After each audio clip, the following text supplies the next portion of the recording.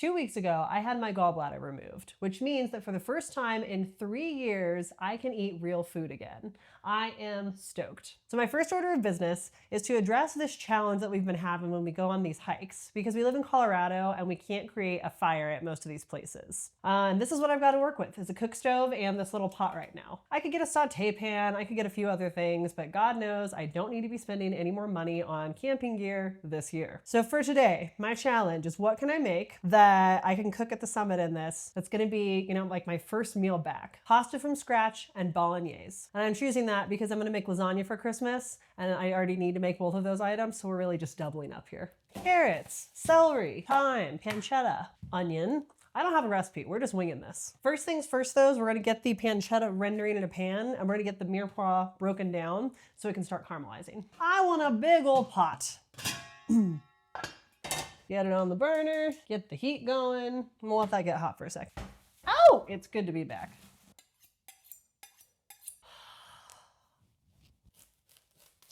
Pancetta, rip. We're just gonna let that render. Aha! Need a bigger bag than this for stock. Stuff this in here for today. Oh, it's so good to be cooking again. It's a nice even split we did with the onion there, huh? We're a little out of practice. You're gonna have to bear with me. There we go.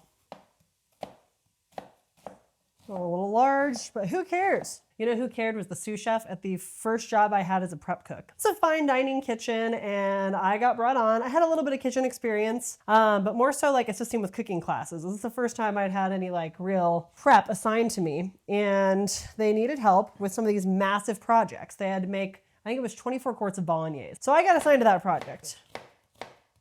Anyways, so the Bolognese at this place, oh man, is like, I had these 10-pound beef cheeks that were frozen solid. We had to defrost those in an ice bath. I had, let's see, we did liver. We did these big blocks of pancetta. And I had to get all of that, cube it up, toast spices, grind the spices, and put all of that together into a meat grinder, which allegedly someone had lost their hand in. Sous chef, took us around and gave us all a very stern talking to about how to use the meat grinder, which basically means don't stick your hand down in it. Anyway, so I get in there and I'm making this Bolognese and I get through all the meat grinding and I dice quarts and quarts of carrot, celery, and onion. And the chef comes by and I've piled it all up. I've got, the onion on the bottom, the carrot, the celery in this big container. And he comes by and he peers his big old beak nose in there and he looks at it and he picks up the chunk that was about this big. And he goes, "This is too large." And he made me take out all the carrot and celery and dice it again. That was my first mistake. My next mistake came when it was time to add the tomato. It's like I'd added all the veggies, I'd sweat them, I'd browned the meat, I'd added wine, I'd added stock, we were letting it simmer, I'd added spices and salted as I went. We're really getting there. It was time to add the tomatoes. Now, this recipe called for 2 number 10 cans of tomatoes. Regrettably, the order was coming in right at that time, and I grabbed my 2 cans, and the prep cook / dishwasher that was there and had made tomato soup before thought that that's what I was making. So he loads up, 8 number 10 cans and says, "No, it needs 8. 8 of these go in." And I said, "Well, he's been here longer than I have. It's like my second day." So in I dumped all these cans of tomatoes. Boy, was the sous chef pissed about that. He came by, yelled, ladled it all out, labeled it the tomato mistake, stuck it in the walk-in, never to be seen again. I was mortified. The lardons are getting close. Yeah, see this right there? He'd be ashamed of that. Uneven, some of these a little bit too big. Be like, redice. But you know what? He's not here. I don't care anymore. Only person that's gonna eat this, well, me and my family. They don't care. I don't care. Everyone's just gonna be happy that I'm freaking going to all this trouble. It's gonna be great. 13 years in the restaurant industry, and you know what? You don't give a single fuck anymore. Like, you want it smaller? Done. There you go. Eat it and weep. It's not gonna cook down anybody's. Nobody's gonna know. All right. The lardons have started to smoke, which means that they are crying to be let out of the pan. And I'm really just trying not to set the fire alarm off on my first day back. Lardons! Okay, in go the onions. Oh yeah. If I still had my confidence, I would have just whipped the whole celery stalk down there, but you saw what happened with the carrot. I'm rusty. Cut me some slack. Besides, this is such an upgrade. We're going from instant ramen at the summit to freaking handmade pasta and Bolognese. Sometimes I get so stuck in my own head, It's like looking at that little camp pot. I was looking at it and I was like, oh, you have such limited options for what you can make with that. Not true. You just gotta get out of your own way. Like with most other things in life. Come here, including this stalk of celery. Hear the onions talking to me, saying, stir me, stir me. Being so needy. Oh yeah. Show you what's going on over here. The onions are getting nice and caramelized. Oh! We're gonna go ahead and throw in the carrot and celery. Come here, friend. Salt, salt, salt. Can't forget to put that back in. Let's have ourselves a lardon.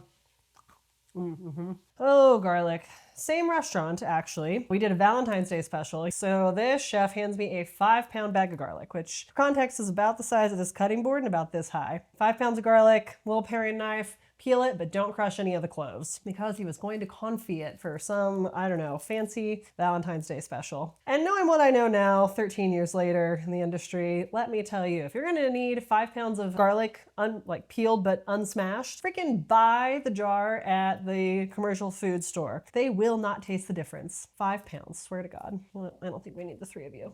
Good day. Should have done that first. It's so out of practice. You smash, they pop right out of the clove, out of the wrapper. Whatever. Judge away, y'all. Isn't that what YouTube is for? Judgment. All right, garlic going in. I know some of you garlic lovers were getting nervous. Is she just gonna skip the garlic? Is she not gonna put garlic in there?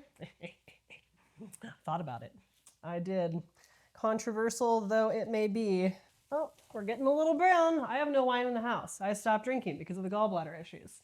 Gotta throw something in there to deglaze. We're gonna do some vermouth. That'll do. Okay, I need to get the beef in. Check this baby out, reduced to 1077. You cannot beat that screaming deal in this economy. Just sit a little bit frozen in the middle, no big deal. You kidding? After I had to deal with those 10-pound nightmares of unthawed beef cheek, I think 2 pounds of ground beef is gonna scare me. Okay, just gonna go down in there. Oh, it's still a little bit frozen. All right, you usually never want to put anything frozen, especially meat, into a pot, but it's ground beef, it doesn't matter. We're gonna add some liquid to this anyways. We're gonna cook this to death, so in it goes. Phew. Finish your defrosting in there.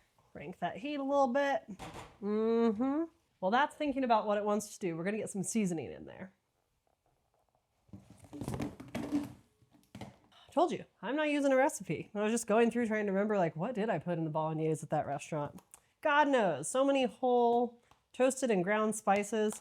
What I do miss is the toasted and ground coriander. That I don't have already ground, and I am not going to be toasting and grinding anything tonight. Too much trouble. We are gonna put just a little bit of cinnamon in there. Basil, little paprika, crushed red pepper. I haven't had spicy food in so long. I was such a spice girl and I just couldn't have it. We're starting slow though, so we'll go just a little bit. Thyme, bay leaf, garlic, onion, pretty standard stuff. All right, you gotta get ready. You gotta open the big side of all of these. Cinnamon, don't open that. That would really change things. Hot pepper, small side. Okay, launch. Doesn't matter, just get it in there, you know? All right, salt, lardons in. Whole thyme leaves in there knocking around. We're just gonna chuck these in. We'll pull the stems out later. You know, we should probably tie it with kitchen twine or we're gonna be picking that out for forever. I don't think I have kitchen twine. Or do I? It's like a mystery down here. It's all this stuff I haven't seen in years. Like, did I get rid of it in a fit of anger? I don't know. You know what? This is where this outdoor experience is really gonna help me out. I'm going to use one of the twigs to tie the whole thing together. Like, why not? They're kind of pliable. They're not that dry yet. Come here. That's why not. It broke. But not before it tied. There we go. Look at that. Pretty good. All right, everybody in. Take a look at that. Pretty good, huh? We're gonna do the tomatoes. The non-mistake tomatoes. Tomato mistake the second. No, it's gonna be fine. We'll just let it simmer in this. I do wanna throw some stock in there, but I don't think I wanna do all that. So we'll melt it separate and then pour some in. Crushed tomatoes. It's like my favorite kind of canned tomato. Salt. Needs a little liquid in there now. Looks kind of like brains right now, to be honest. Bring it to a boil, reduce it to a simmer. We're gonna let it do its thing. I just came to and was like, oh, it's a pretty good spot to stop the camera. Went around and realized that I hadn't pressed film for the entire time of making this pasta dough. That is aggravating, especially because this is a very visually appealing part of the process. I had it's a huge amount of pasta dough. I had 5 cups of flour, 5 eggs in there. Ooh, I gotta walk away for a minute. It's too annoying. Taste the bolognese, see how we're doing. Hot. That's good. Needs a little more spice, a little more salt. Oh, That is tasty. Well, I'm gonna work this. Actually, we're gonna break this down into 3 balls because that'll be easier to send through the pasta machine. I'm gonna work this until they're all smooth and elastic. I guess I'll make one more thing of pasta. Just for you guys. A little cup of flour. This is actually the appropriate amount for 2 people anyway. So if we were just doing it for the hiking and not the lasagna, this is all you need. A little moat. Such a shame that I had such a big, beautiful pile here. A lot of good quips in there. I have the audio, but not the video. Alas. A little bit of salt. And we're mixing. Bringing in the flour just a little bit at a time. Yeah, I used up all my good stuff when I was making the massive, 5 pounds of pasta over there. So you guys are SOL on this one. You get the leftovers. Oop, don't break the dam. Although to be fair, leftovers of this meal would be something. Time to switch to the big guns. Get in there and go for it. Oh man. I was like, I'm gonna do this last batch really clean. We're not gonna spill any flour. We're gonna pick up all the flour on the counter with our little dough ball of pasta here. All right, time to get in there, get things going. We used to do kids cooking camps at one of the cooking schools I taught at, and every summer cake camps were a nightmare. I hated those. Frosting, wall to wall, but the pasta camps were always pretty good. But the kids, they'd just go in there with this claw-shaped hand and get all their fingers coated in dough and just, half the dough's on their hand. So I always tell them, closed fingers. Go in there with your closed fingers while you can kind of press it together. Takes a lot of patience though, of which I don't have much, and children have even less. Little bit of water. Just a little bit. All right, we're mixing. Got a little dough ball coming together. We're just gonna add a little bit of water to the remaining dry, sandy bits. Try and keep it from getting all over our fingies. Squeeze with closed fingers. Squeeze it together. Come on, come on. Honestly, this cooking is helping so much. Not being able to do any strenuous activity. Got to the point where I was feeling good again, and I'm like, oh. I'm walking like 3 to 5 miles a day just to keep going, and I got 4 more days. We're just gonna take it out on the pasta in the meantime, and we'll get back out for a hike, which is gonna suck after 2 weeks off. There she is, coming together, talking about the kids' camps, but I'm just as messy. Roll, roll, roll your dough. Pick that crap right up. All right, we're getting pretty good. Just gonna moisten the fingers, and then we just work it until it's smooth. What is this? Get out. It's just a time leaf, it's fine. It's kind of craggy right now, but as soon as it's smooth, we're gonna wrap it, let it rest. Good enough. Pat it down to a little disc there. Just go in here with your other dough buddies. There we go, everybody. Stay. And that's pasta dough. Alrighty, move our operation over here because there's this aggravating lip on the counter that won't let me fix this there. I dug the pasta maker out. I'm so excited. I haven't done this in a while, but it's gonna be, I don't know, feels kind of like riding a bike. Okie dokie, I don't have any of those fancy pasta hanger things, so we're just gonna put the finished dough on like a sheet tray or something. I have to reorganize this kitchen. Gluten has relaxed. We've got this set to the biggest setting, and we're just gonna do a little bit of flour.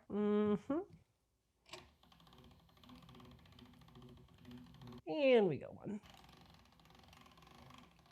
Oh, it's gonna be so good. Oh, look, a blemish, whatever. Not gonna notice it once it's all mixed with the sauce anyways. A little bit of flour. I think that's pretty good thinness-wise. Maybe we'll go 1 more. Yeah, that's perfect. Okay, we went up to what, 5? Yeah, 5.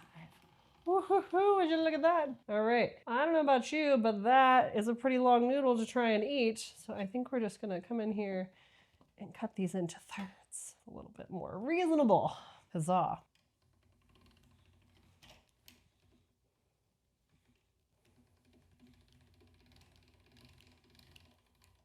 Voila. Look at that. Pasta for the summit.